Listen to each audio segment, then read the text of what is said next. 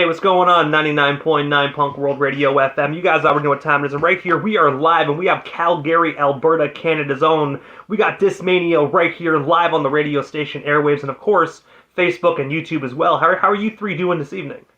Fantastic. Yeah, Fantastic. we're got like our violence quota in for the day, so I think we're doing good. Yeah, it's not bad. I hope like weather-wise it's good out there in Calgary, man. We're just starting to actually get the rain and all the crap down here in Ontario, man. But I heard Calgary still has some relatively nice weather, man. So I'm definitely jealous of you West Coast individuals. It's gloomy as fuck. We're loving it. Can we swear? Oh man, we are completely uncensored, man. So definitely swear up a fucking storm. I didn't think about. I probably should ask first, but Oh man, it's all good. At the end of the day, man, even if you couldn't, it's 1 minute in the interview. It's an easy fix. But no, we're completely uncensored, man. All right, I'll take it.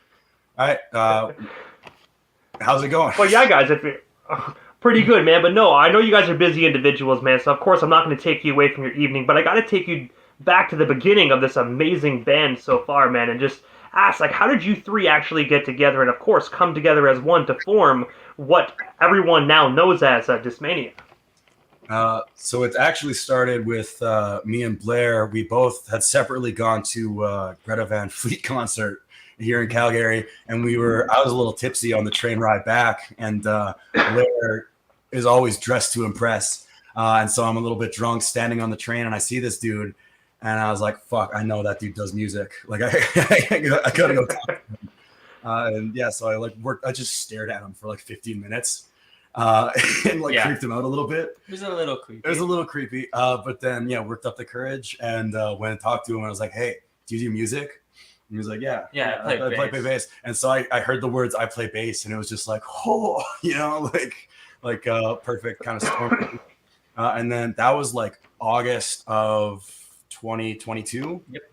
And then so me and Blair started writing stuff. We spent a few months just kind of like working on our sound and stuff like that. And then the song we really found it with was Maze.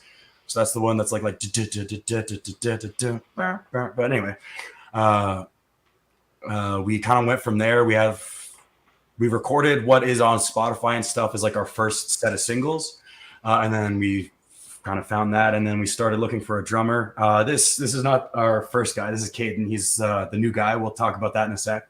But eventually, we tried out a few different guys, and we're having a little bit of trouble. And then we did find Bruno, who really helped figure out exactly what the band is and what it's going to be kind of going forward. Like he brought this whole energy to it that we were really lacking before, I think, and didn't know that we could have. Yeah, like he brought this whole like chaotic fucking punch to the band, and I think that really came through in all our live shows. And then so we met Bruno in April or May of 2023. Sorry, April or May of 2023, and then we were practicing like fucking a few times a week for a couple months, and then in July we started gigging, and we've done like a dozen or so shows and stuff since then. We recorded a couple live room EPs with Bruno, and then before he left, we actually got the chance to do a whole DIY studio album, which we haven't officially announced yet. So you get the honor of that. And also, before we move off the topic of Bruno, July 14th of 2023, you guys actually released your demo EP titled Bruno. I was wondering if you can actually just tell us a bit more about the album itself, and of course, like, where can individuals actually listen to this amazing demo today? Because when I was doing actually the research for the interview, man, I heard your guys' newest album that recently came out, but as for the demo, I didn't hear that, man, until today, and I gotta say, it definitely kicks ass. Yeah, it's the Bruno demo was it was the first thing we did with him after we found him, because again, he really changed what we were doing. So we wanted to like have something to show other bands and like bookers or whatever to be like, hey, this is what we're actually sounding like, So we went into the garage, and we have this old Yamaha solid state console from the 70s that we just hooked up a few drum mics, mic'd out the amps, and hooked up a vocal mic and just laid down this fucking live room EP. And honestly, it's a little raw for sure, but I think like especially like Nothing Like Hell and stuff, I think is my favorite take that we've like favorite version of that we've got so far is that raw demo EP version. I think it's raw and dirty in the best ways possible. It's got that energy to it, you know, like. And also, as well, you guys are actually currently signed to Dime Up Records. I was wondering if you could tell us a story just behind that record deal. And of course, how did you guys ultimately get discovered by Dime Up Records originally?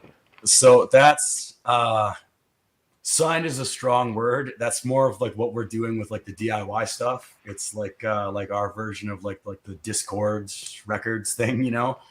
So we're just trying to. Right now, it's mainly us. We've got some other people that we're starting to work with to record their stuff and like help make their shit available, you know. But that's more of just the DIY element that we've been kind of bringing through everything else, like from recording, merch, promotion, like everything that we're doing. We're trying to keep that like DIY ethos, you know.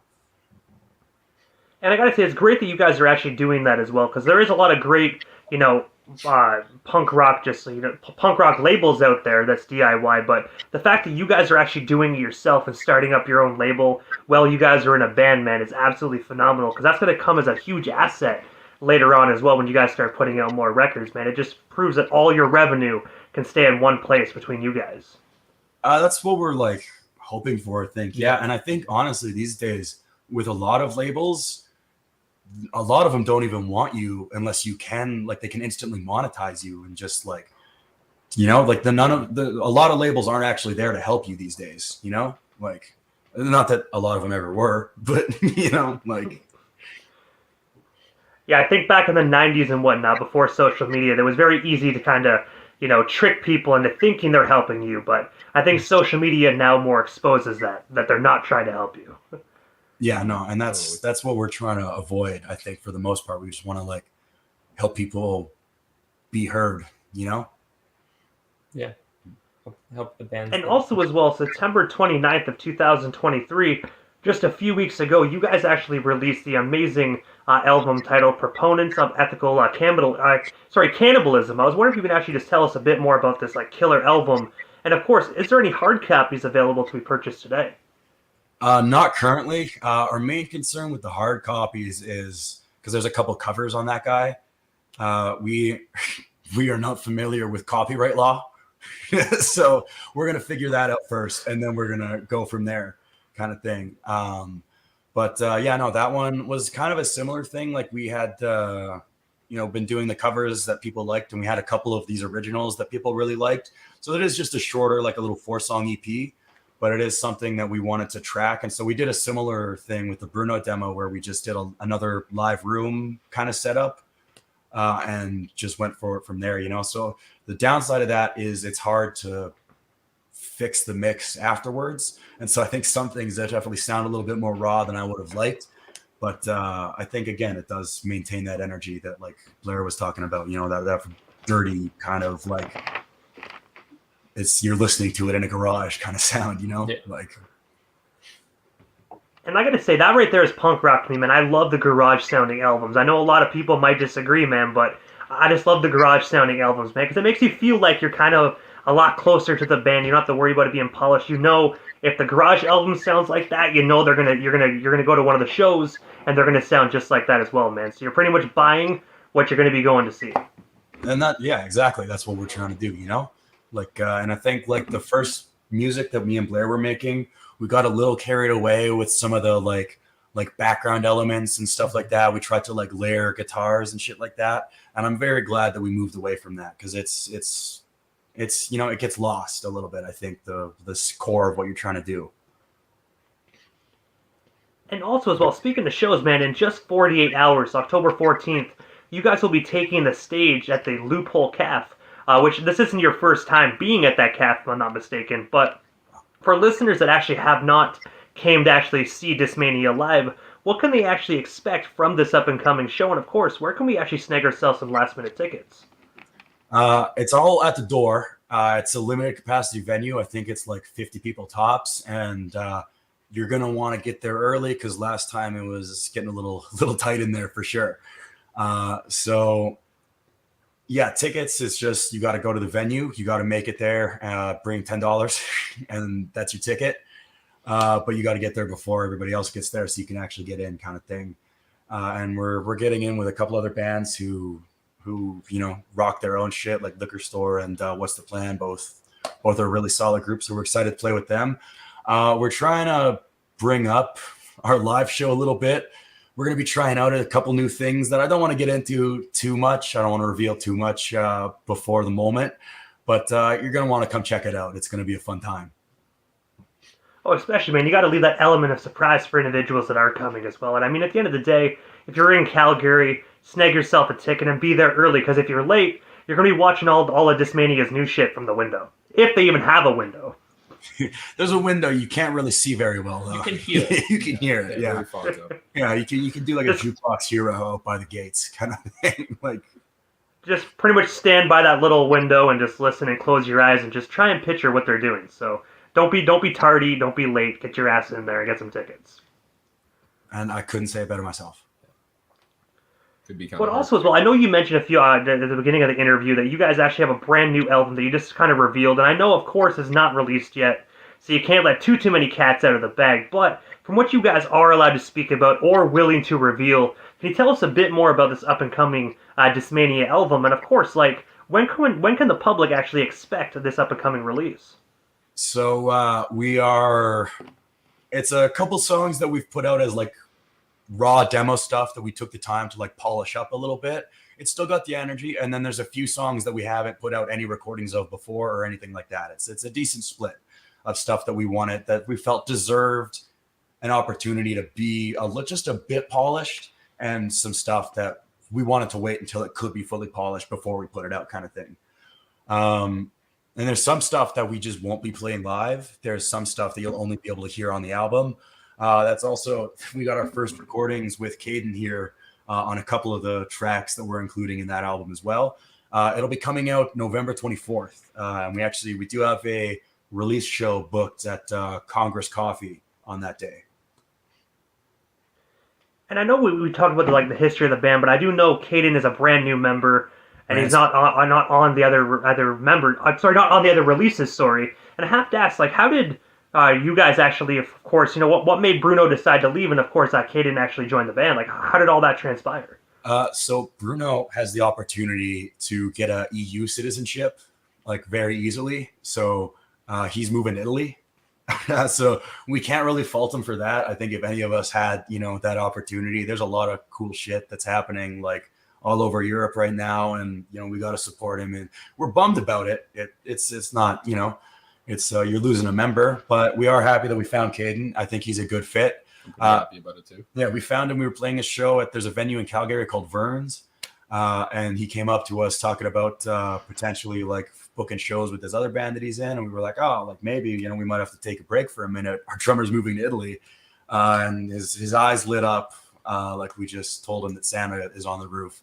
And so we were very excited. And he's just had this like enthusiasm and energy that we immediately felt it was like a good vibe right from the get-go.